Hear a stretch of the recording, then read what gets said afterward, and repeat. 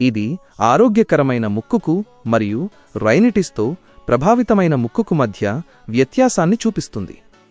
ఈ రెండింటి మధ్య ముఖ్యమైన తేడా ఏమిటంటే, రైనిటిస్లో ముక్కు లోపల తీవ్రమైన వాపు, ఇన్ఫ్లమేషన్ మరియు ఉబ్బు, స్వెల్లింగ్ ఏర్పడటం వలన నాసికా మార్గాలు ఇరుకై గాలి ప్రసరణకు ఆటంకం కలుగుతుంది.